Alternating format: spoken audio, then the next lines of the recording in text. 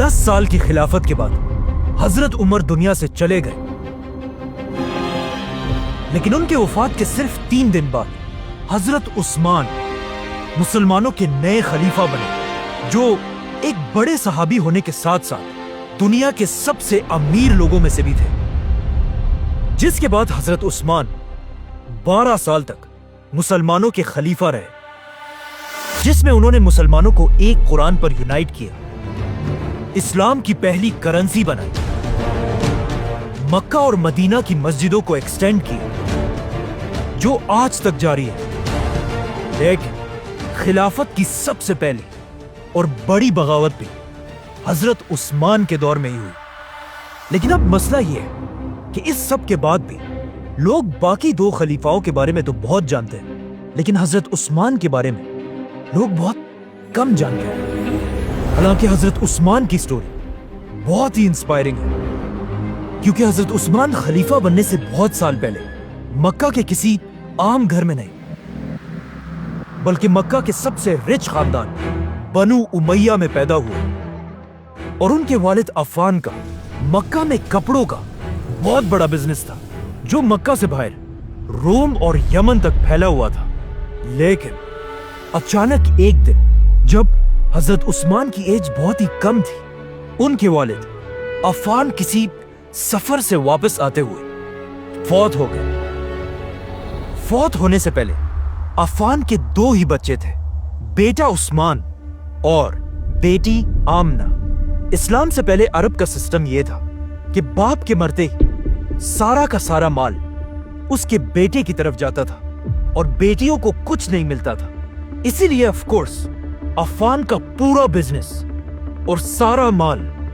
بہت ہی کم ایج میں حضرت عثمان کو ملا، جس کی وجہ سے بہت ہی کم ایج میں حضرت عثمان مکہ کے سب سے امیر لوگوں میں سے ایک بنے۔ اسی لیے مکہ کے سارے جوان لڑکے حضرت عثمان کو ایک رول ماڈل کی طرح دیکھتے تھے۔ اتنا زیادہ پیسہ ہونے کے بعد بھی حضرت عثمان نے مکہ کے باقی شہزادوں کی طرح ایک عیاشی کی زندگی گزارنے کے بجائے اپنے خاندان کے بزنس پر فوکس کیا اور اسے ایک انٹرنیشنل بزنس بنایا۔ اپنے اسی بزنس کی وجہ سے حضرت عثمان مکہ میں اتنے فیمس ہوئے کہ مکہ کی مائیں اپنے بچوں سے کہا کرتی تھی کہ میں تم سے اتنی محبت کرتی ہوں جتنی قریش عثمان سے کرتے ہیں۔ اب جب حضرت عثمان مکہ میں اپنے کپڑوں کا بزنس کر رہے تھے، وہاں ایٹ دا سیم ٹائم ایک دوسرے آدمی کا بزنس بھی بہت تیزی سے آگے بڑھ رہا تھا، حضرت ابو بکر رضی اللہ تعالیٰ عنہ۔ اور یہی سے ان 2 گریٹ صحابہ کی دوستی شروع ہوئی۔ ناؤ جب حضرت عثمان کا بزنس مکہ میں اپنی پیک پر تھا، ایگزیکٹ اسی ٹائم مکہ کے ایک غار میں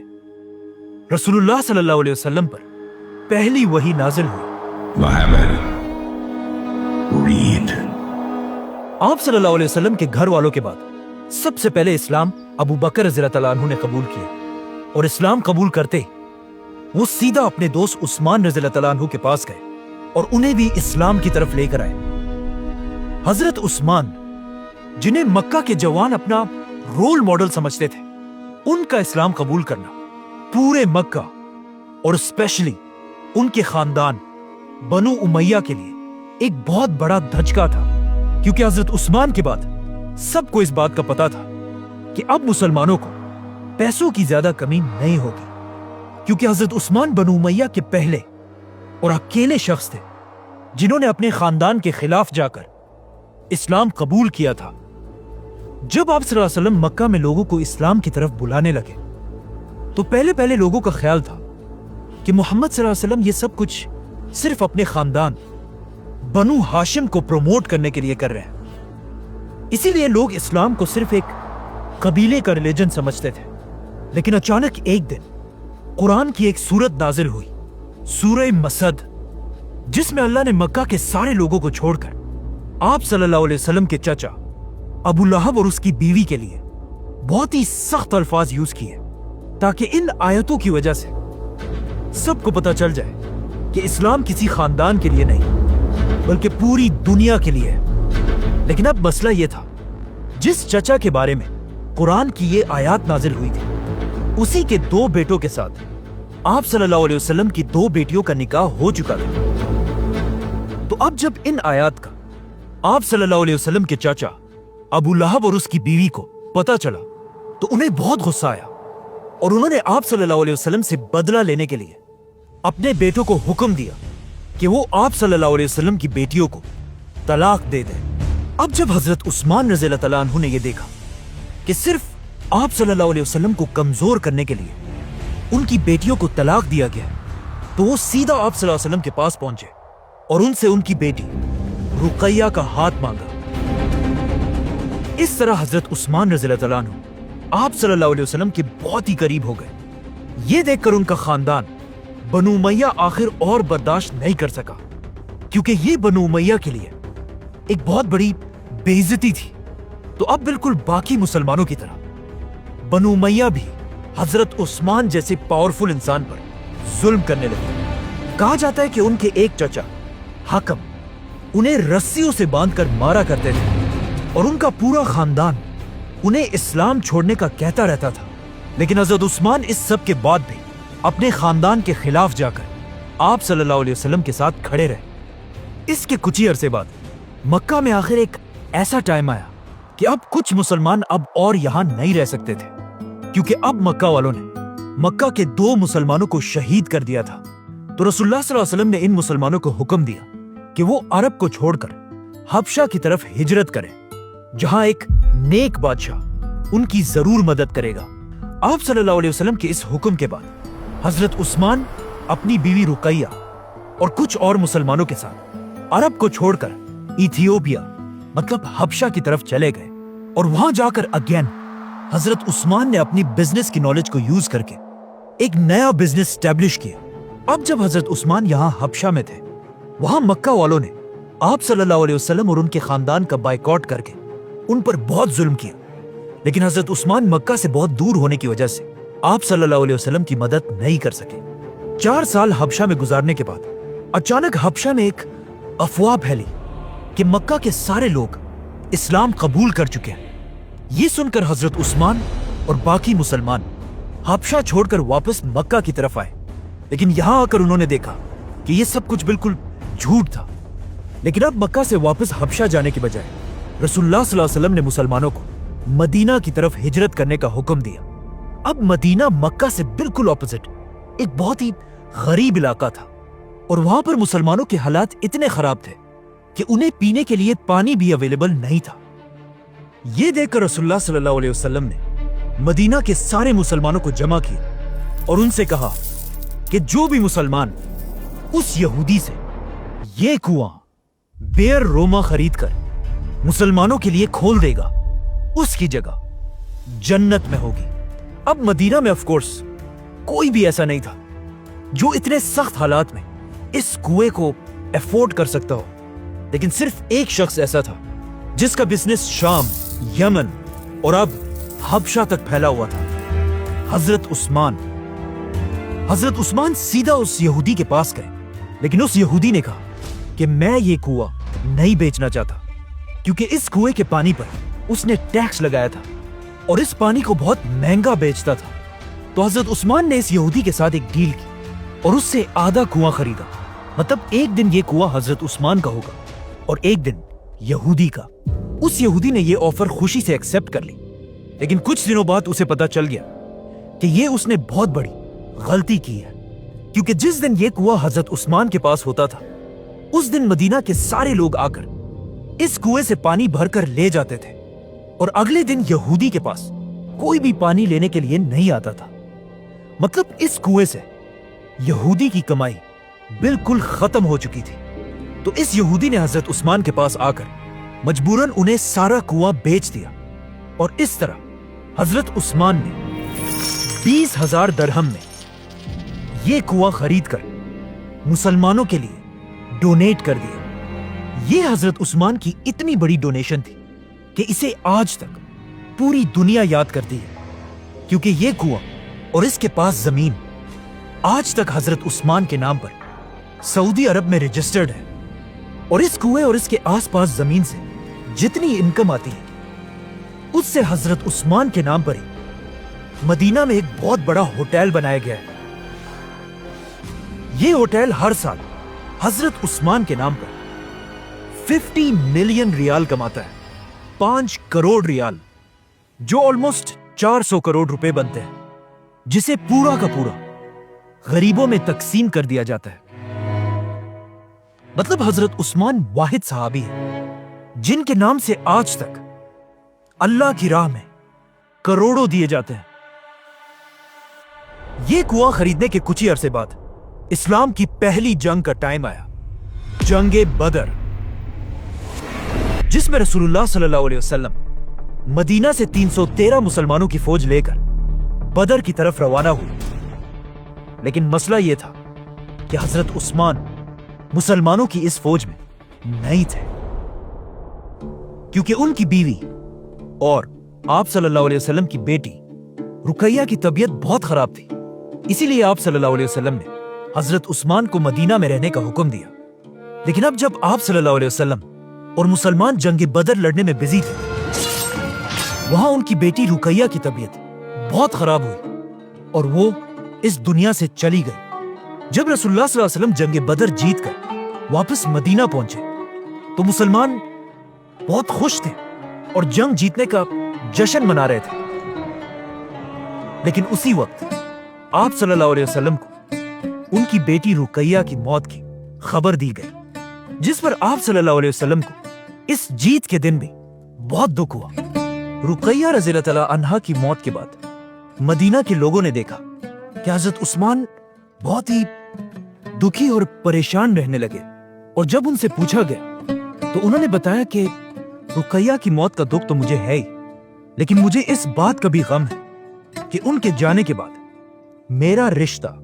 رسول اللہ صلی اللہ علیہ وسلم کے ساتھ ٹوٹ چکا ہے۔ یہ سن کر آپ صلی اللہ علیہ وسلم نے اپنی دوسری بیٹی ام کلثوم کی شادی بھی حضرت عثمان سے کرائی، جس کے بعد حضرت عثمان کا نام ذو النورین پڑا، مطلب 2 نوروں والا۔ بدر کی جنگ ایسا ایک ہی ایونٹ تھا جس میں حضرت عثمان مسلمانوں کے ساتھ شامل نہیں تھے، کیونکہ بدر کے بعد حضرت عثمان اسلام کی ہر بڑی جنگ، احد اور خندق جیسی بڑی جنگوں میں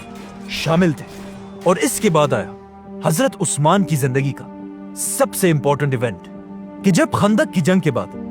مسلمان مدینہ سے عمرہ کرنے کے لیے مکہ کی طرف روانہ ہوئے۔ جیسے ہی مسلمان مکہ کے قریب پہنچے، رسول اللہ صلی اللہ علیہ وسلم نے حضرت عمر کو حکم دیا کہ جاؤ اور مکہ کے لیڈر ابو سفیان سے بات کرو کہ ہم کسی جنگ کے لیے نہیں بلکہ صرف اور صرف عمرہ کرنے کے لیے آئے ہیں۔ یہ سن کر حضرت عمر نے آپ صلی اللہ علیہ وسلم سے کہا کہ میرا خاندان مکہ میں اتنا سٹرونگ نہیں ہے کہ وہ میری حفاظت کر سکے، آپ میری جگہ عثمان رضی اللہ تعالیٰ عنہ کو بھیجیں، کیونکہ ان کا خاندان بنو امیہ ہے جن سے اس وقت مکہ میں کوئی بھی طاقتور نہیں ہے۔ آپ صلی اللہ علیہ وسلم کو بھی یہ بات پسند آئی اور انہوں نے حضرت عمر کو چھوڑ کر اس اتنی امپورٹنٹ ڈیل کے لیے حضرت عثمان کو بھیجا۔ اب جب حضرت عثمان مکہ کی طرف چلے گئے تو لوگوں نے یہاں آپ صلی اللہ علیہ وسلم سے پوچھا کہ کیا ایسا ہو سکتا ہے حضرت عثمان سب سے پہلے جا کر کعبہ کا طواف کر کے واپس آ جائے؟ تو رسول اللہ صلی اللہ علیہ وسلم نے کہا کہ جتنا میں عثمان کو جانتا ہوں وہ مجھ سے پہلے کبھی بھی طواف نہیں کرے گا۔ جیسے ہی حضرت عثمان مکہ پہنچے، وہاں ایگزیکٹلی ایسا ہی ہوا۔ مکہ والوں نے حضرت عثمان سے کہا کہ آپ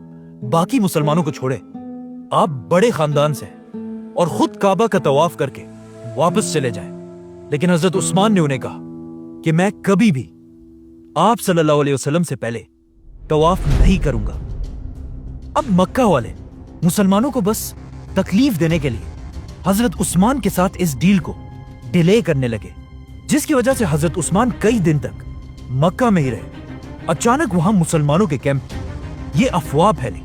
کہ مکہ والوں نے رسول اللہ صلی اللہ علیہ وسلم کے میسنجر عثمان کو شہید کر دیا ہے، اور یہ آپ صلی اللہ علیہ وسلم کی ایسی توہین تھی جسے ایکسپٹ کرنا امپاسبل تھا۔ اب تک مسلمان کسی جنگ کے لیے تو نہیں آئے تھے، لیکن مکہ والوں کی اس حرکت کے بعد آپ صلی اللہ علیہ وسلم نے اپنی اسٹریٹجی بدل دی اور مسلمانوں سے ایک درخت کے نیچے بیعت لینا شروع کی کہ ہم اپنے خون کے آخری قطرے تک حضرت عثمان کے بدلے کے لیے مکہ والوں سے لڑیں گے۔ جس کے بعد سارے مسلمانوں نے آ کر رسول اللہ صلی اللہ علیہ وسلم کے ہاتھ پر بیعت کی اور حضرت عثمان رضی اللہ تعالیٰ عنہ کی طرف سے آپ صلی اللہ علیہ وسلم نے ایک ہاتھ دوسرے ہاتھ پر رکھ کر ان کی طرف سے بھی بیعت کی۔ مطلب مسلمانوں کی پوری فوج حضرت عثمان کے لیے اپنی جان دینے کے لیے تیار تھے۔ لیکن یہ جنگ کبھی ہوئی نہیں کیونکہ یہ ایک جھوٹی افواہ تھی اور حضرت عثمان بالکل صحیح سلامت واپس آ کر مسلمانوں کے ساتھ شامل ہوئے۔ اس بیعت کو بیعت الرضوان کہا جاتا ہے اور یہ اتنی امپورٹنٹ بیعت تھی کہ جس درخت کے نیچے مسلمانوں نے بیعت کی تھی اس درخت کا ذکر قرآن میں بھی ہوا ہے۔ اب یہاں پر ایک بہت ہی انٹرسٹنگ بات ہے کہ اس سب سے بہت سال بعد حضرت عمر کی خلافت میں جب بھی مسلمان حج کرنے آتے تھے وہ اس درخت کے پاس جا کر بھی حاضری لگاتے تھے، جو ایک ایسا کام تھا جس کا اسلام میں کوئی ذکر نہیں ہے۔ اور حضرت عمر نہیں چاہتے تھے کہ مسلمان اسلام میں نئے نئے رواج بنائیں، تو حضرت عمر نے اپنی خلافت میں حکم دیا کہ اس درخت کو کاٹ دیا جائے۔ اسی لیے آج تک کسی کو نہیں پتا کہ وہ درخت آخر کہاں پر تھا۔ اس کے بعد حضرت عثمان کی مدینہ میں اتنی اہمیت تھی کہ ایک دن رسول اللہ صلی اللہ علیہ وسلم